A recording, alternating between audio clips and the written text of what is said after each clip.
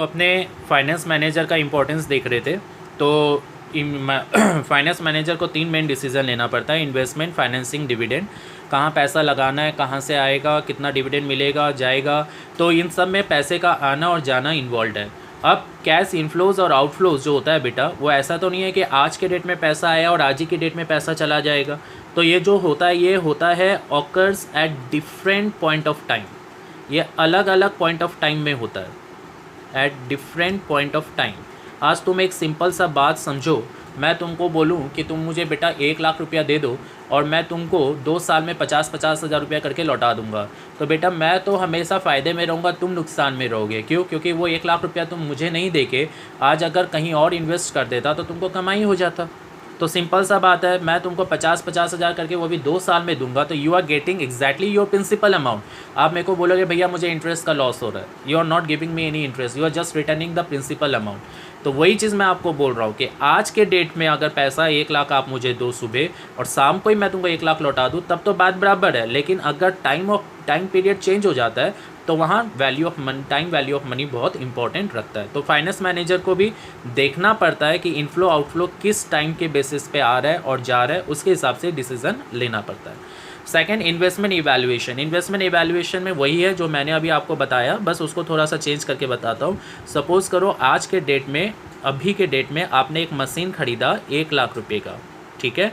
और ये मशीन में जब आपने कोई सामान बनाया, आपने उसको बेचा, तो आपको ईयर एंड 1, ईयर एंड 2 और ईयर एंड 3 में इनफ्लोज हो रहे हैं। सपोज़ 40,000 रुपया आपको यहाँ मिला, 50,000 रुपया आपको यहाँ मिला, 30,000 रुपया आपको यहाँ मिला, ठीक है। ध्यान से समझना, आपने आज 1 लाख रुपया लगाया, 1 साल बाद आपको 40,000 मिलेगा, 2 साल बाद आपको 50,000 और 3 साल बाद आपको 30,000। तो आप ओवरऑल देखोगे तो आपको 120 मिल रहा है। तो आपको खुश नहीं होना है कि भाई मुझे प्रिंसिपल से ज़्यादा मिला। क्यों? क्योंकि time period, time horizon change हो जा रहा है। 3 साल बाद 30,000 मिलेगा, उसका आज के डेट में वैल्यू क्या रहेगा? कम रहेगा ना। कैसे? समझो, 500 रुपया जो 5 साल बाद है, उसको आज के डेट में क्या वैल्यू है? 200, कम हो गया। तो वैसे ही जो 3 साल बाद 30,000 रुपया है, उसका आज के डेट में वैल्यू देखोगे तो क्या रहेगा? कम। यानी जब भी आप प्रेजेंट वैल्यू निकालोगे पैसों का, जो फ्यूचर में आपको मिलने वाला है, उसका आज के डेट में प्रेजेंट वैल्यू देखोगे तो वो कम रहेगा। मतलब 30,000 का जो 3 साल बाद आपको मिलेगा, उसका आज के डेट में प्रेजेंट वैल्यू कम है। वैसे ही 50,000 का भी कम है, 40,000 का भी कम है। तो आपको क्या करना होगा, इन दोनों का टाइम हॉरिजन अलग है, एक T0 है, एक T1, T2, एक T3 है, अलग अलग टाइम है। तो आप इसमें कंपैरिजन नहीं कर पाओगे। आपको सबको या तो आज के डेट पे लाना पड़ेगा, या 1 लाख रुपया को आपको सबको कन्वर्ट करके तीसरे साल के एंड में ले जाके डिसीज़न लेना पड़ेगा। वो कैसे होता है, क्या करना पड़ता है, वो अपने सम्स में देखेंगे। तो इन्वेस्टमेंट बेटर है कि नहीं है, उसको देखने के लिए अपने को ये डिसीज़न लेना होगा, या तो सबको प्रेजेंट में लाओ या तो सबको फ्यूचर में ले जाओ। अलग अलग प्रेजेंट और फ्यूचर का कंपैरिजन एक साथ आप नहीं कर सकते हो। तो इन्वेस्टमेंट इवैल्यूएशन को भी ध्यान में रखना पड़ेगा, टाइम वैल्यू को ध्यान में रखना होगा during investment evaluation. Third one is to make the cash flow comparable. जैसे मैंने आपको बोला ना, कैश फ्लो को कंपैरिजन करने के लिए कैसे, ये जो है ये तो प्रेजेंट कैश फ्लो है, प्रेजेंट आउटफ्लो है, मतलब इतना रुपया आज इन्वेस्ट करना पड़ेगा। और ये वाला जो है ये फ्यूचर का इनफ्लोज है। तो बेटा ये जो चीज़ है, मेरा कहने का मतलब है कि ये कैश फ्लो दो अलग अलग स्टेज में है, तो इसको कंपैरिजन करना पड़ेगा। तो कंपैरिजन करने के लिए 2 टेक्निक्स है। One technique is called compounding, ठीक है। Another one is called discounting. अब तुम बोलेगा भैया ये कंपाउंडिंग और डिस्काउंटिंग क्या होता है, तो उसके लिए अपने थोड़ा सा डिस्कशन करते हैं। अगर मान लो ये प्रेजेंट है और ये फ्यूचर है, ठीक है। अगर फ्यूचर का वैल्यू आप आज के डेट पे निकाल रहे हो, मतलब फ्यूचर में जो मिलने वाला पैसा है उसको आज के डेट पे आप वैल्यू निकालना चाह रहे हो कि 500 रुपया जो मुझे 5 साल बाद मिलेगा, आज के डेट में उसका क्या वैल्यू है। जो पैसा फ्यूचर में मिलेगा उसका आज के डेट में क्या वैल्यू है। जब आप इस चीज़ को कैलकुलेशन करते हो, then that is called discounting. आप इसको अच्छा से लिख लीजिएगा। डिस्काउंटिंग का मतलब होता है जो चीज़ फ्यूचर में मिलेगा उसका आज के डेट में क्या प्रेजेंट वैल्यू है। और प्रेजेंट वैल्यू को फ्यूचर में ले जाने के लिए, मतलब आज जो 1 लाख रुपया उसका फ्यूचर में क्या वैल्यू होगा, उसको निकालने के लिए वी डू कंपाउंडिंग। कंपाउंडिंग का मतलब होता है जहाँ पे अपने फ्यूचर का वैल्यू कैलकुलेट कर पाएंगे, और डिस्काउंटिंग का मतलब होता है जहाँ फ्यूचर में मिलने वाले पैसे का प्रेजेंट वैल्यू अपने आज के डेट पे निकाल पाएंगे। उसके लिए ये फॉर्मूलाज है, ये फॉर्मूलाज मैंने लिखा है, you just copy it out. अपने इसके बारे में डिस्कशन करेंगे जब अपने प्रैक्टिकल सम्स करेंगे, ठीक है, या मैं देखता हूँ थोड़ा देर बाद। नेक्स्ट पार्ट आता है थ्योरी में रिस्क। अब तुम बोलेगा भैया रिस्क क्या हुआ? तो रिस्क का मतलब फाइनेंशियल मैनेजमेंट में रिस्क का मतलब होता है कि जो पैसा मैंने आज लगाया, जो प्रिंसिपल अमाउंट मैंने आज लगाया, हो सकता है कि वो प्रिंसिपल अमाउंट कम हो जाए because of my wrong decision. तो that is the risk which we need to take to earn something. आज अगर सपोज़ करो मुझे किसी ने बोला 1 लाख रुपया लगाओ, तो मेरा सबसे पहला बात यही होता है कि क्या मुझे 1 लाख रुपया पूरा मिलेगा? वो बोलेगा हाँ। तो फिर आप बोलोगे कि उसके ऊपर ब्याज, तो ब्याज का बेटा क्वेश्चन सेकंड में आता है। पहला पार्ट ये है कि जो प्रिंसिपल लगाया हूँ कम से कम वो तो मेरे पास वापस आए।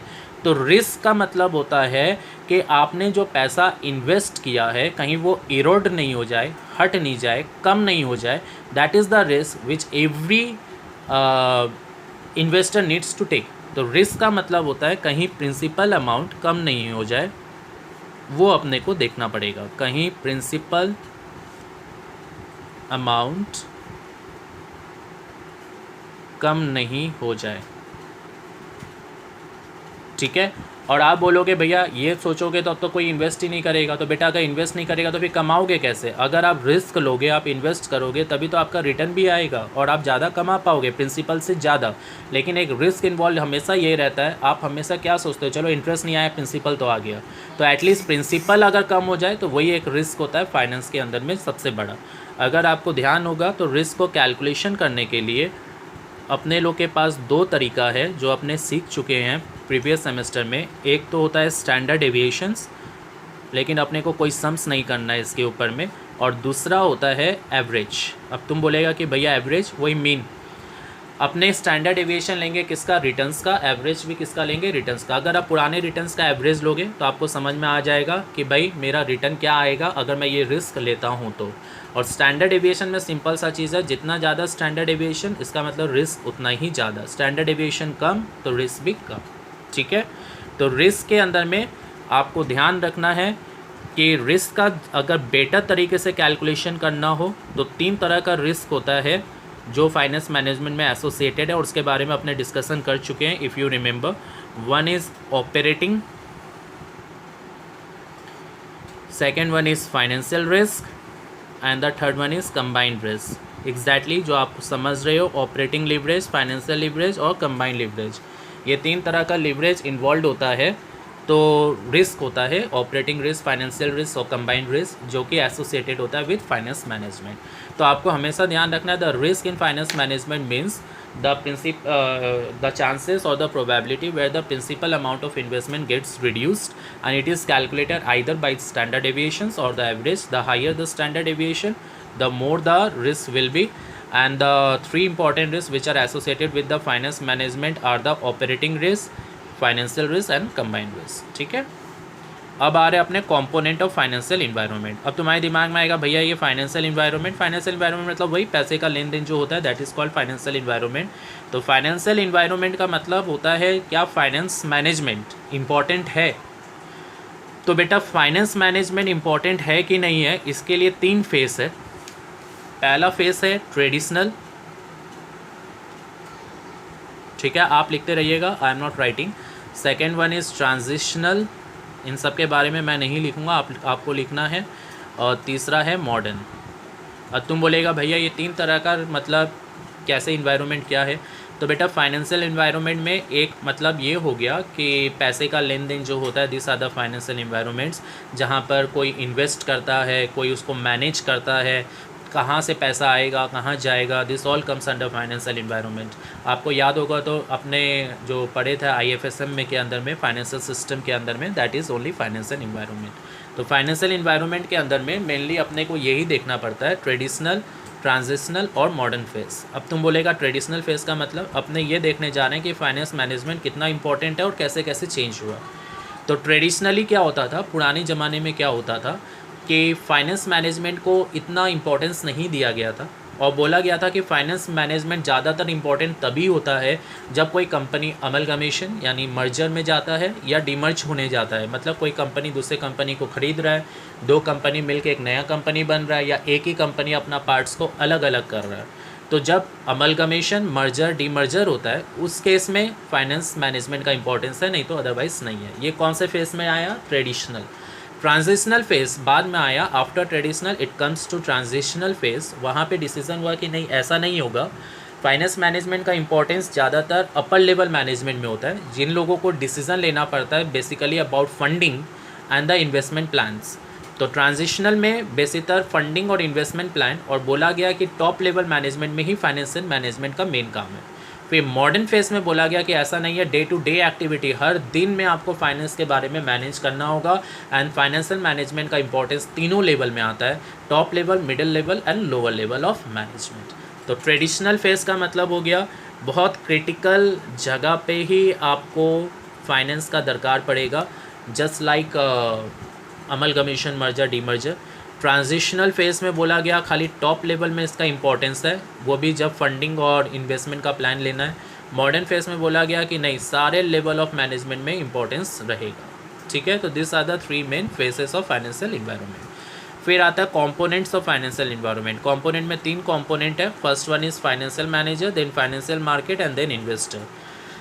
फाइनेंशियल मैनेजर का मतलब ये हो गया जो कि ये देखता है कि पैसा जो आएगा, जो जाएगा, वो कैसे मैनेज होगा, क्या करना है, कहाँ लगाना है, ये सारा डिसीजन उसका लेना है। किसको लेना है ये सारा चीज़? फाइनेंशियल मैनेजर को।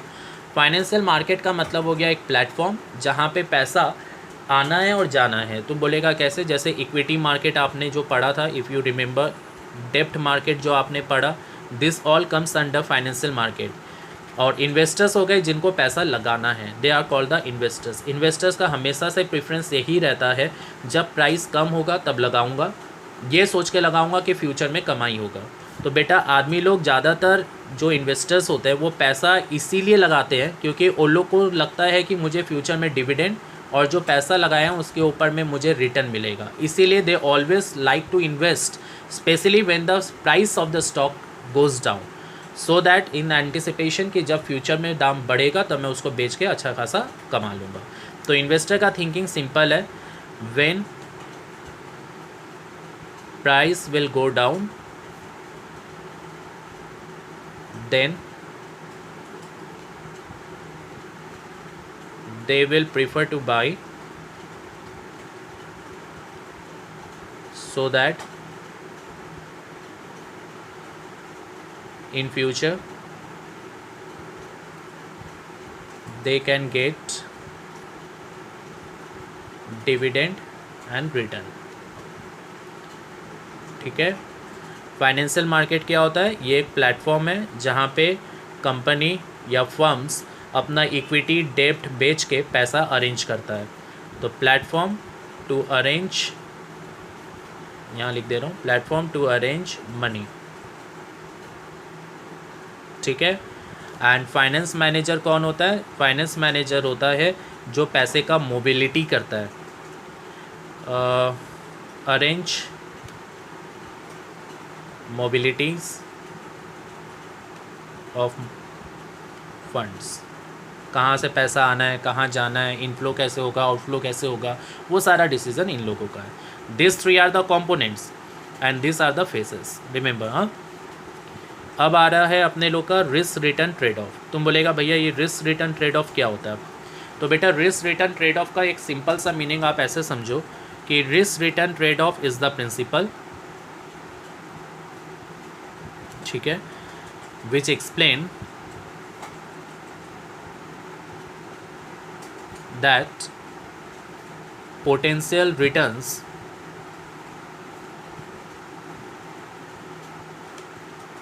are associated with risk, कि आपका जो रिटर्न है वो आपके रिस्क से एसोसिएटेड है। जैसे जैसे आपका रिस्क बढ़ेगा, तो मतलब मैं बोल सकता हूँ जैसे जैसे आपका रिस्क थोड़ा सा हाई की तरफ जाएगा तो potential returns, higher returns, return ज़्यादा आने का चांसेस भी बढ़ जाएगा, रिटर्न जो है वो हाई हो जाएगा। ठीक है, रिस्क कम होने से रिटर्न भी कम हो जाता है। तो एक सिंपल सा फंडा है इन लोगों का, taking on some risk is the price of achieving the returns. कुछ कमाने के लिए आपको कुछ रिस्क तो लेना होगा। You can't ignore all the risk to earn something. If you are looking forward to earn some good amount और handsome amount of return, then the simple logic is that you have to take some risk so that कि मेरे पास अच्छा खासा return आ सके। तो risk return trade of का मतलब ही यही है, एकदम सिंपल सा मीनिंग है कि अगर आपने रिस्क नहीं लेंगे तो रिटर्न नहीं आएगा। तो रिस्क लो, रिटर्न लो, तो that is the risk return trade of. ठीक है, ये अपने लोग का 3 पार्ट हो गया। बेसिकली सारा थ्योरी पार्ट कवर्ड हो चुका है। कुछ फॉर्मूलाज है जो अपने बता देता हूँ, मैं एक बार फिर बता देता हूँ। Compounding discounting very important from both practical and theoretical point of view. Compounding का मतलब होता है जहां अपने आज का पैसा, जो आज के डेट में अपने पास अभी जो पैसा है उसका फ्यूचर में क्या वैल्यू होगा उसके लिए। तो उसके लिए फॉर्मूला ये है, future value. FB stands for future value, PV stand for present value, ठीक है। R stand for rate of interest and N stand for number of years. आपको ध्यान क्या रखना है बेटा, मैं नहीं लिख रहा हूँ, आप लोग लिख लेना अच्छा से कि ये वाला जो फॉर्मूला है ये फॉर्मूला तब लगेगा, अभी ये फॉर्मूला सारा कंपाउंडिंग का है, ठीक है। ये कंपाउंडिंग का फॉर्मूला है, ये भी कंपाउंडिंग का फॉर्मूला है, और ये वाला फॉर्मूला डिस्काउंटिंग का है। ये जो फॉर्मूला है ये कब लगेगा, जब मैं आपको बोल रहा हूँ कि मान लो कि मैंने आज मेरे पास 1 लाख रुपया और उसको मैं 10% इंटरेस्ट में इन्वेस्ट कर दिया हूँ। 1 लाख रुपया है, उसको 10% इंटरेस्ट में इन्वेस्ट कर दिया हूँ, और इंटरेस्ट कंपाउंडिंग होगा। अपने कंपाउंड इंटरेस्ट का चैप्टर पढ़े हुए हैं तो ज़्यादा डिटेल में जा नहीं रहे हैं क्योंकि अपने ऑलरेडी मैथ्स में किए हुए हैं। तो अपने जो आज 1 लाख रुपया उसको मैं इन्वेस्ट कर रहा हूँ 10% इंटरेस्ट कंपाउंडिंग क्वार्टरली, तो फ्यूचर में मुझे कितना रुपया मिलेगा। तो एक बार जब इन्वेस्ट करोगे तो उसके लिए ये फॉर्मूला है, when you are investing only for one time, लिख लीजिएगा, जब वन टाइम इन्वेस्टमेंट होगा तब ये फॉर्मूला। लेकिन जब आपको बोलेगा कि नहीं मैं हर साल इन्वेस्ट कर रहा हूँ, मान लो 10-10 हज़ार रुपया करके मैं 4 साल इन्वेस्ट किया, आज 10,000, कल 10,000, परसों 10,000, उसके बाद वाला 10,000, मतलब 4 साल, आने वाला 4 साल मैंने इन्वेस्ट किया। तो आने वाला 4 साल 4 बार आप इन्वेस्ट कर रहे हो, यानी वो एक एन्युटी अमाउंट हो गया। तो जब एन्युटी अमाउंट आप इन्वेस्ट करते हो तो उसके लिए ये वाला फॉर्मूला है। यहाँ पे ये स्टैंड करता है future value of annuity,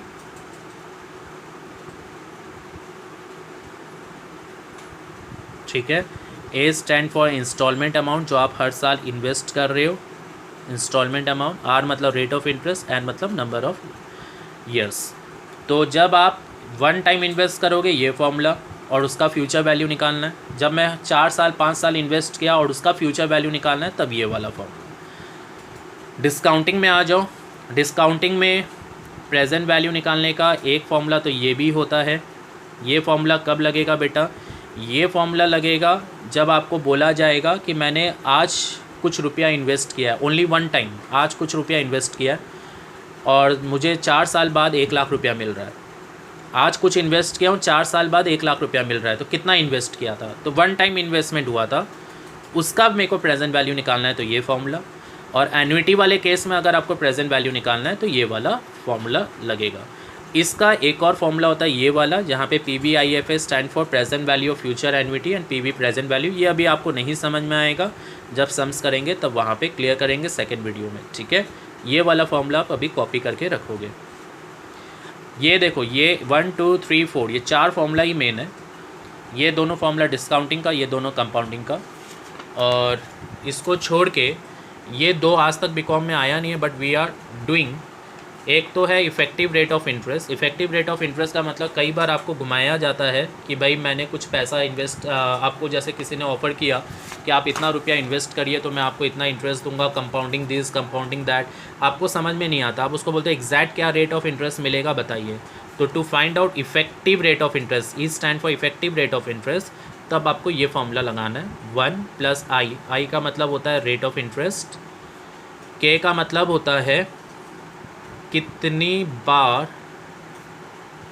bar interest year में मिलेगा। अगर आपको बोलेगा कि मान लो कि इंटरेस्ट कंपाउंडिंग क्वार्टरली है तो 4 बार मिलेगा, तो के का वैल्यू 4 हो जाएगा। अगर आपको बोलेगा हम लोग इंटरेस्ट 4 बार देंगे, 10% कंपाउंडिंग क्वार्टरली, तो आप यहाँ तो 10% लिख दोगे, क्वार्टरली के लिए यहाँ पे 4 कर दोगे, मंथली के लिए 12 कर दोगे, एनुअली के लिए 1 कर दोगे। कितनी बार इंटरेस्ट आपको दे रहा है।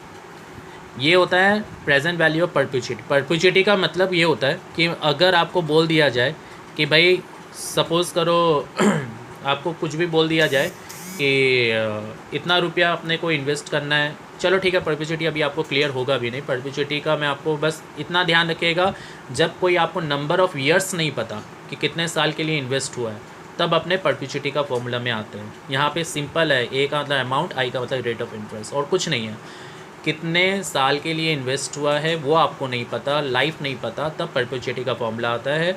ये अपना आज तक कोई सम है नहीं, शीट में भी नहीं है, लेकिन मैं एक सम बना के आपको मन से दे दूँगा, कुछ ज़्यादा इशू नहीं है। ठीक है, ये दोनों वीडियोस देखो, ये पूरा थियोरेटिकल पार्ट हो गया। प्रैक्टिकल पार्ट का वीडियो मैं कल अपलोड करूँगा। ठीक है, बाय।